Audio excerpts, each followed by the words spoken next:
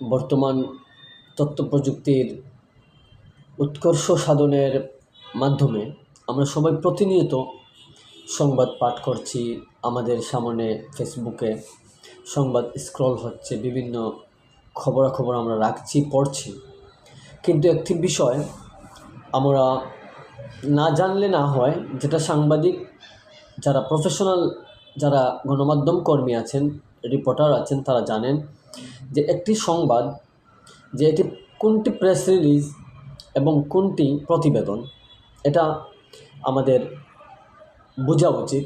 পাঠক মহলেও এটা বোঝা উচিত যে আসলে খবর হচ্ছে যে তাৎক্ষণিক কোনো ঘটনা ঘটেছে। যেমন এই সিলেটে একটি রেল দুর্ঘটনা ঘটেছে, নিহত 2 জন, আহত শতাধিক বা একটি সংখ্যা উল্লেখ করা থাকে। জাস্ট যতটুকু ঘটেছে ততটুকুর উপস্থাপন থাকবে এই সংবাদ মাধ্যমে, সংবাদের মধ্যে।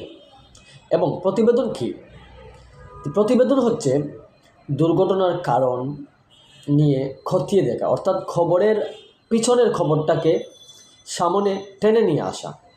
যে রেল দুর্ঘটনার কারণ হিসেবে কি, যে যিনি রেল চালক, তিনি তার চোখে ঘুম ছিল, অথবা রেল লাইন কোনো দুর্বৃত্তদের কর্তৃক রেল লাইনটি বিচ্যুত করা হয়েছে, যার ফলে রেল দুর্ঘটনা ঘটেছে, অথবা রেল ক্রসিংয়ের সময় অন্য আরেকটি রেলের সাথে ধাক্কা লেগেছে।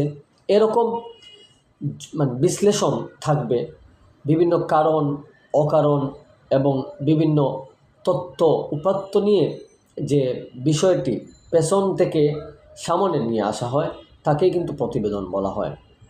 কিন্তু আমরা অনেকে মনে করি যে একটি সংগঠন, সামাজিক একটি সংগঠন কাউকে কিছু টাকা বা কিছু অসহায়কে তারা আর্থিক সহযোগিতা করেছে, জাস্ট সংগঠনটি যেভাবে প্রেস বিজ্ঞপ্তি পাঠিয়েছে, সাংবাদিক বা সংশ্লিষ্ট কর্তৃপক্ষ সেটাকে একটু ঘষা মাজা করে, একটু ঠিকঠাক করে তাদের মতো করে প্রেস রিলিজটা ছাপিয়েছেন।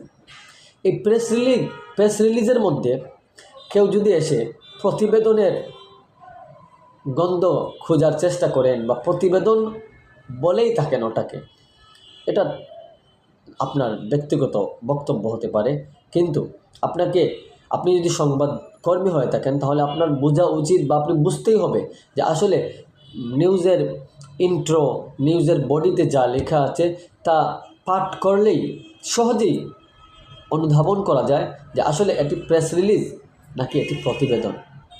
তো আশা করি এই ছোট্ট আলোচনার মধ্যে প্রেস বিজ্ঞপ্তি, খবর এবং প্রতিবেদনের মধ্যে কী পার্থক্য সেটি আপনারা বুঝতে পেরেছেন। ধন্যবাদ সবাইকে।